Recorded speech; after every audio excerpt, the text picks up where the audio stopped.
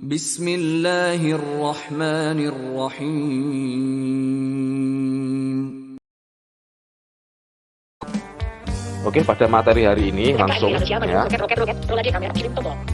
Jadi pembagian organ pada jalur meridian. Jadi meridian itu ada dua jenis atau dua kategori, yaitu kategori organ kembar atau organ berpasangan dan organ tunggal atau satu atau berdiri sendiri. Nah, seperti itu ya. Di dalam TCM Traditional Chinese Medicine sudah menentukan bahwa jalur meridian itu terdiri dari 14 jalur atau 14 saluran atau 14 aliran. Berarti yang ada di tubuh manusia. Seperti itu ya. 12 organ berpasangan. Jadi berpasangan yin dan yang. Organ dingin, organ padat. Nah, kemudian organ yang, organ berongga atau panas. Nah, seperti itu ya. Itu terdiri dari 6 organ yin dan 6 organ yang. Ini kalau di dalam organ berpasangan. Seperti itu. Maksudnya berpasangan di sini adalah bukan berarti organ itu berada di kiri dan di kanan. Salah contoh misalkan ini mengambil organ yin, jantung. Nah, bukan berarti jantung itu terletak secara anatominya ada di tubuh sebelah kiri ataupun tubuh di sebelah kanan. Tapi di sini yang dimaksud berpasangan adalah jalurnya. Ya, jadi jalurnya itu ada di kiri, ada di kanan ada. Salah satu contoh misalkan meridian jantung terdiri dari 9 titik.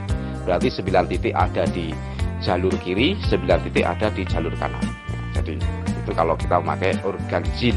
Sama dengan organ yang juga terdiri dari 6 jalur. Misalkan lambung, berarti lambung sebelah kiri, jalur sebelah kiri, kemudian jalur sebelah kanan. Mungkin sampai di sini sudah bisa dipahami. Jadi terdiri dari 12 organ berpasangan, 6 yin dan 6 yang. Kemudian ditambah 1 jalur tunggal, meridian tunggal ya, yaitu ada di depan tubuh dan belakang tubuh. Secara posisi anatomi, depan tubuh itu mulai dari wajah turun ke bawah sampai telapak kaki atau punggung telapak kaki, bagian depan ya. Kemudian untuk bagian belakang mulai dari belakang kepala, occipitalis atau tulang tengkorak ya, tulang tengkorak otak kecil belakang itu ya, punggung vertebra, kemudian pantat ya, ilium atau gluteal pantat ya, kemudian sampai ke ostalus atau tumit ya, tulang tumit. Aha! Nah, kemudian apa saja ya ke-14 meridian itu tadi? Ini saya akan sampaikan satu persatu secara urutan sirkulasi atau sirkulasi yang secara berurutan dan tidak boleh dirubah-rubah dalam sistem sirkulasinya atau sistem peredaran alurnya. Jadi seperti itu ya. Ini tidak boleh berubah dalam arti nanti misalkan ya mulai dulu dari pemanas atau dicelong-celong atau dipindah-pindah, itu secara hukumnya itu tidak bisa. Ini sudah tersusun sedemikian rupa sebagaimana aslinya, sebagaimana ketetapannya. Jadi seperti itu. Dimulai dari organ yin, organ padat, itu dari paru-paru, kemudian menuju ke usus besar, terus lanjut ke lambung, kemudian masuk ke area pankreas atau limfa. Kalau di dalam TCM itu limfa, kalau di dalam kedokteran itu pankreas. Jadi ini sama ya, jadi seperti itu. Kemudian masuk pada area jantung, seperti itu, pada area jantung. Kemudian menuju lagi ke area usus halus atau usus kecil, kemudian masuk ke kandung kemih atau ini urutan yang ke-7 urutan yang ke-7. Dari kandung kemih masuk ke ginjal, dari ginjal masuk ke sampul jantung atau katup jantung, dari izin masuk izin, badan masuk badan, katup jantung atau sampul jantung atau selaput jantung, terserah apa istilahnya.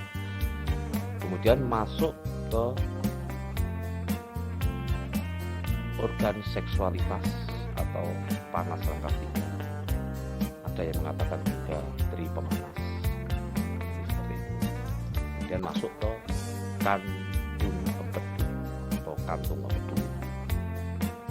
Masuk lanjut ke hati atau liver. Inilah ke-12 meridian kembar atau meridian berpasangan. Kemudian mengalir melalui depan tubuh, yaitu pembuluh conception atau set kencing, pembuluh ren. Kemudian ke belakang masuk ke pembuluh Davidman atau pembuluh kubur atau tub kencing. Jadi seperti itu ya, dari depan menuju ke belakang berakhir di Davidman atau pembuluh kubur. Ini pembagian meridian. Jadi 2 meridian tunggal, 12 meridian kembar atau berpasangan. Seperti itu, mungkin sampai di sini bisa dipahami ya. Nanti istilah-istilah asing mungkin juga saya akan masukkan, mudah-mudahan nanti bisa dipahami dan nanti juga saya akan terjemahkan. Kalau memang ada yang lupa terjemahannya tolong nanti. Jadi saya rasa semua nanti bisa memahami pelan-pelan nanti.